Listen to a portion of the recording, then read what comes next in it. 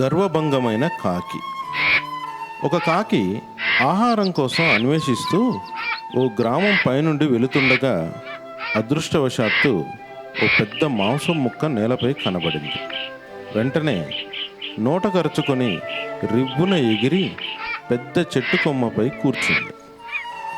ఆకలితో నకనకలాడుతూ ఓ నక్క ఆ దారి గుండా వెడుతూ నూరూరించే మాంసం ముక్క కాకి నోట ఉండటం గమనించింది.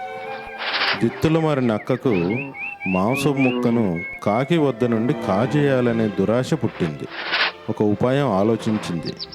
వెంటనే నమస్కారం కాకిగారు, ఏంటి సంగతులు అని అంది. కాకి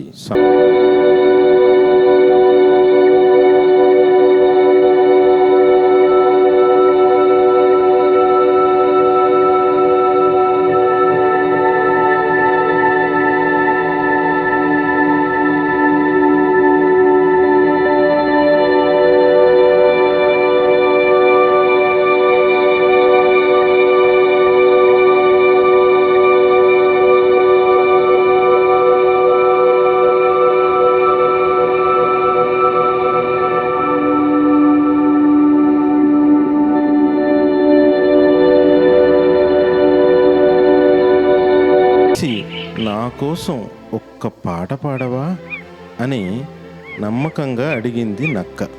గర్వం నెత్తికెక్కిన కాకి నోరు తెరిచి కావు కావుమని అరిచింది. నోటిలోని ముక్క జారిపడింది. ఆకలితో ఉన్న నక్క ఆ ముక్కను నోట కరుచుకొని వెనక్కి తిరిగి చూడకుండా అడవిలోకి పరుగుపెట్టింది.